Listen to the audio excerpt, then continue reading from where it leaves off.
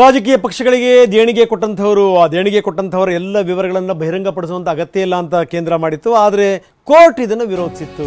ಅಷ್ಟೇ ಅಲ್ಲ, ಕೋರ್ಟ್ ಯಾವ ರೀತಿ ತೀರ್ಪು ಕೊಟ್ಟಿತ್ತು ಅಂತಂದ್ರೆ ನಿನ್ನೆಗೆ ಲಾಸ್ಟ್ ಡೇಟ್, ಇದಕ್ಕೆ ಸಂಬಂಧಪಟ್ಟಂಗೆ ಎಲ್ಲ ಮಾಹಿತಿನ ಕೊಡಿ ಅಂತ SBIಗೆ ತಾಕೀತು ಮಾಡಿತ್ತು. ಇನ್ನು ಸ್ವಲ್ಪ ಸಮಯಾವಕಾಶ ಕೊಡಿ ಅಂತ ಕೂಡ ಬ್ಯಾಂಕ್ ಕೇಳ್ತು. ಆದರೆ ಯಾವುದೇ ಕಾರಣಕ್ಕೂ ಒಪ್ಪಲಿಲ್ಲ ಕೋರ್ಟ್. ಇವತ್ತೇ ಚುನಾವಣಾ ಬಾಂಡ್ನ ಎಲ್ಲ ವಿವರಗಳನ್ನು ಬಹಿರಂಗಪಡಿಸಬೇಕು SBI. State bank of India ಎಲ್ಲ ವಿವರಗಳನ್ನು ಬಹಿರಂಗಪಡಿಸಬೇಕು. ಆವಾಗ ಗೊತ್ತಾಗುತ್ತೆ ಯಾರ್ಯಾರು ಎಷ್ಟೆಷ್ಟು ಕೊಟ್ಟಿದ್ರು, ಯಾರ್ಯಾರಿಗೆ ಕೊಟ್ಟಿದ್ರು ಅಂತ.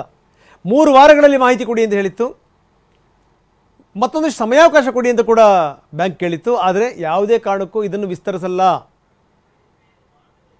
ನಿನ್ನೆ ತುಂಬ ಸ್ಪಷ್ಟವಾಗಿ ಹೇಳಿತ್ತು, ಇವತ್ತೇ ಅದರ ವಿವರಗಳನ್ನು ನೀವು ಬಹಿರಂಗಪಡಿಸಬೇಕು ಅಂತ.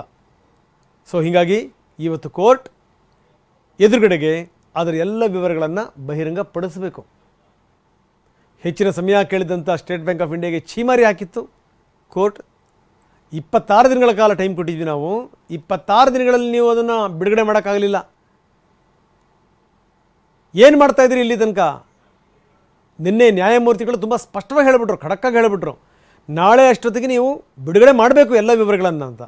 ಹಾಗಾದರೆ ಯಾವ್ಯಾವ ಪುಣ್ಯಾತ್ಮರು ಯಾವ್ಯಾವ ಪಕ್ಷಕ್ಕೆ ಎಷ್ಟೆಷ್ಟು ದುಡ್ಡು ಸುರಿದಿದ್ದಾರೆ,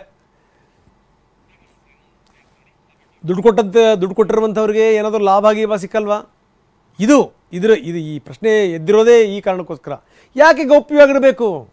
ಎಲ್ಲ ವಿವರಗಳನ್ನು ಪಡೆಯುವಂಥ ಹಕ್ಕು ನಿಜಕ್ಕೂ ನಾಗರಿಕರಿಗಿದೆ, ಗೊತ್ತಾಗಲಿ ಅನ್ನುವಂಥದ್ದು ಕೋರ್ಟ್ನ ಅಭಿಪ್ರಾಯ. ಇವತ್ತು ಎಲ್ಲ ವಿವರಗಳನ್ನು ಬ್ಯಾಂಕ್ ಕೊಡಲೇಬೇಕು.